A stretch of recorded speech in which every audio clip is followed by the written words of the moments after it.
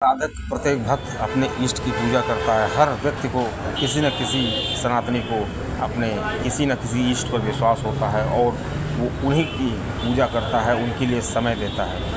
और दोस्तों, अक्सर मैंने ये चीज़ अनुभव की है कि अक्सर हमने भक्तों को कहते हुए सुना है, अक्सर माता के भक्तों को ये कहते हुए सुना है कि मैं इतने दिन से इस मंत्र का जाप कर रहा हूँ, इसका पाठ कर रहा हूँ, ये व्रत रह रहा हूँ और नियम से रहता हूँ, फिर भी मुझे इसका कोई प्रतिफल नहीं मिला। और वो भक्त काफ़ी निराश रहते हैं। ऐसे में दो प्रकार के भक्त होते हैं। एक होते हैं जो अपनी लाइन बदल देते हैं, मतलब अपने ईश्वर को बदल देते हैं और दूसरे की पूजा करने लगते हैं और अपने पुराने इष्ट की भी पूजा करते हैं, क्योंकि वो भ्रमित रहते हैं अक्सर। और एक होते हैं जो पूजा पाठ तो करते रहते हैं, लेकिन वो नकारात्मकता उनके ऊपर हावी रहती है, वो कभी भी सकारात्मक नहीं सोच पाते हैं। दोस्तों, तो मैंने सोचा कि एक ऐसी वीडियो बनाएं जिससे ये पता चले लोगों को, भक्तों को, जिनको वो ऊर्जा नहीं प्राप्त हो पा रही है जो ऊर्जा वो चाहते थे। ऐसा क्यों होता है कि भक्त पूजा पाठ करते हैं फिर भी उनको सकारात्मक रिजल्ट नहीं मिल पाते हैं। दोस्तों, मेजर टिप्स सिंगनम चैनल में आपका स्वागत है। आपको जानकारी अच्छी लगे तो बहुत ही इसको सब्सक्राइब करिएगा, जिससे और लोग भक्तों को भी फ़ायदा हो। दोस्तों, आपको हम एक चीज़ बता दें कि जो भक्त होते हैं वो जब पूजा पाठ करते हैं तो उनके अंदर सकारात्मक ऊर्जा तो आ ही जाती है। अब उनको कृपा क्यों नहीं प्राप्त हो पाती, उसका बहुत बड़ा कारण ये है। सबसे पहला कारण मैं सोचता हूँ कि भक्त की नकारात्मक सोच। जो भक्त हमेशा नकारात्मक सोचते रहते हैं, अरे मैं ये नहीं कर पाऊँगा, अरे ये मुझसे कैसे हो पाएगा, कहीं वो मुझसे नाराज़ ना हो जाए, अरे ये मेरे बस की बात नहीं है। जबकि वो माता के इतने जटिल इतने ऊर्जावान मंत्रों का जाप करते हैं, फिर भी उनके अंदर एक नकारात्मक सोच रहती है। तो ये जो नकारात्मक सोच होती है, यही उनको कृपा पाने से रोकती है, क्योंकि जो जैसा हम सोचते हैं, जैसी मेरी बुद्धि होती है, वैसी ही ऊर्जा हमारे पास आती है। अगर हमारे पास नकारात्मक ऊर्जा है, हम नकारात्मक सोच रहे हैं, तो हमको नकारात्मक ऊर्जा ही प्राप्त होगी और सकारात्मक सोचने का हम हिम्मत नहीं कर पाते हैं। जैसे शेर होता है, शेर क्या सोचता है, मैं तो जंगल का राजा हूँ। वो इसलिए राजा है क्योंकि उससे बली, उससे ज़्यादा बलवान, उससे बुद्धिमान जंगल में होते हैं, लेकिन वो राजा क्यों है? क्योंकि वो ऐसा सोचता है कि मैं राजा हूँ। दोस्तों, इसी प्रकार हम नहीं सोचते हैं कि जो सकारात्मक सोच होती है वो होनी चाहिए।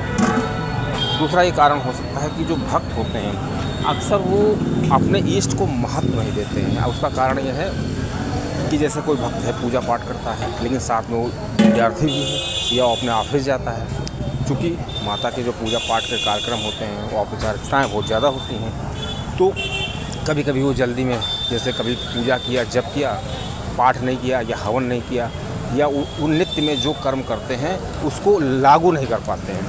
जैसे कभी कुछ किया, कभी कम किया, कभी ज़्यादा किया, कभी एक जाप किया, कभी बिल्कुल जाप नहीं, कभी नहाए ही नहीं। ऐसे भक्त होते हैं कभी। लेकिन जो साबर मंत्रों का या बड़े बड़े मंत्रों का जाप करते हैं, सरस्वती का पाठ करते हैं, कुंजका श्लोक का पाठ करते हैं, तो उनको कभी भी ऐसा नहीं करना चाहिए कि उन पाठों को करें और उसको छोड़ें, ये ब्रेक नहीं करना चाहिए, क्योंकि इससे ईश्वर कभी कदा बीमार है तो अलग बात है, या कहीं चले गए, कहीं आउट ऑफ स्टेशन है, लेकिन आप अगर उपलब्ध हैं और साथ में आप भौतिक क्रियाएं कर रहे हैं, जब पाठ आप नहीं करेंगे, पूजा नहीं करेंगे, तो कुछ ना कुछ तो करेंगे।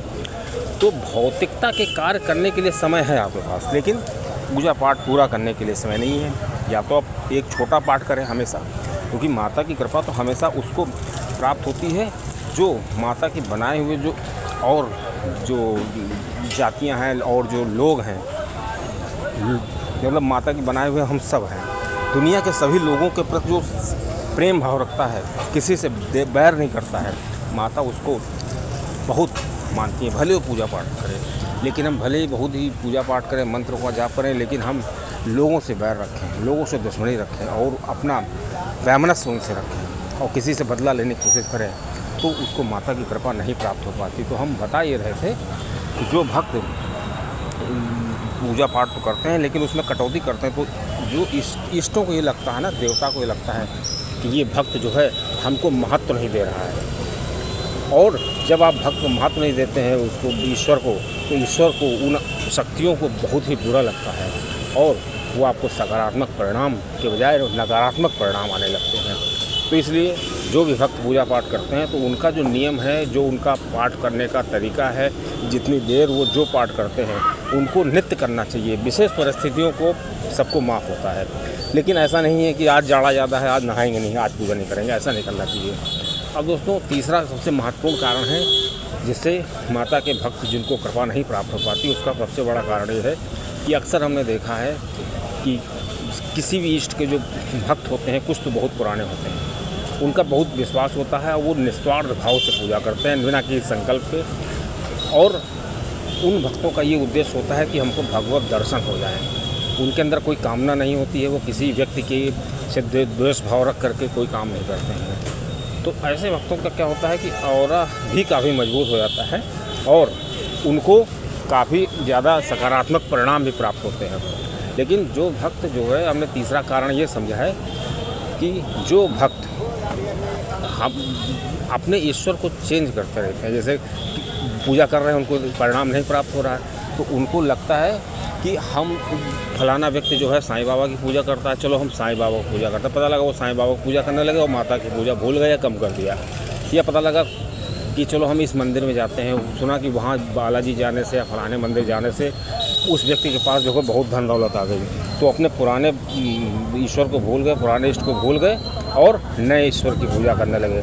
तो ऐसा नहीं करना चाहिए, क्योंकि हम जिस ईश्वर की पूजा करते हैं उसमें हम जितना पुराने होते जाते हैं उतना ही हमारा ऑरा मजबूत हो जाता है। जैसे हम श्री शिव जी का जाप करते हैं या श्री लक्ष्मी जी का जाप करते हैं, हनुमान जी का जाप करते हैं, वैसे मैं तो ये सलाह दूंगा कि भक्त कोई भी हो उसको सिर्फ जब कन्फ्यूजन ज़्यादा हो तो सिर्फ शिव जी की पूजा करनी चाहिए। शिव जी के पंचाक्षरी मंत्र का जाप करना चाहिए, ओम नमः शिवाय का जाप करना चाहिए। ये षडाक्षरी मंत्र है और इस मंत्र का जाप करने से मनुष्य के अंदर काफ़ी ऊर्जा का उत्साह होता है और उसका जो ऑरा होता है वो नीले रंग का हो जाता है और उस भक्त में जो है जल तत्व प्रधान हो जाता है। और जल तत्व प्रधान होने का मतलब उसका सकारात्मक सोच हो जाती है, वो नकारात्मक सोच ही नहीं सकता है। तो ऐसे भक्त को हमेशा श्री शिव जी का जाप करना चाहिए। और श्री शिव जी का जब हम जाप करते हैं तो माता रानी की कृपा हमको अपने आप मिलने लगती है, क्योंकि शिव जहाँ होंगे वहाँ शक्ति होंगे, जहाँ शक्ति होंगे वहाँ पे शिव होंगे। इस प्रकार जो श्री शिव जी का मंत्र है उसके बाद अगर हम माता जी के मंत्रों का जाप करते हैं तो क्योंकि माता के मंत्रों में, शक्ति के मंत्रों में बहुत ज़्यादा अग्नि प्रधान होते हैं, तो श्री शिव जी और जल प्रधान का जो मंत्र है, तो जब हमारे शरीर में जल और अग्नि दोनों तत्व जो होते हैं समान रूप में हो जाते हैं तो मनुष्य की सोच एकदम सकारात्मक हो जाती है, बहुत अच्छा सोचने लगता है। दोस्तों तीसरा सबसे बड़ा कारण मैंने ये सोचा है कि जो भक्तों को कृपा नहीं प्राप्त होती है कि ऐसे ऐसे भक्त होते हैं जो अपनी कर्तव्य को नहीं समझते हैं, जो उनको करना चाहिए। मतलब कर्तव्य मतलब जैसे उनका जो पुरुषार्थ है, उनके सहारे जो हैं उनके माता पिता, उनके बच्चे, उनकी पत्नी, वो उनका ख्याल नहीं रखते हैं और अपना जीवन का आधे से ज़्यादा समय वो पूजा पाठ भक्ति में लगा देते हैं। लेकिन वो जो कर्तव्य है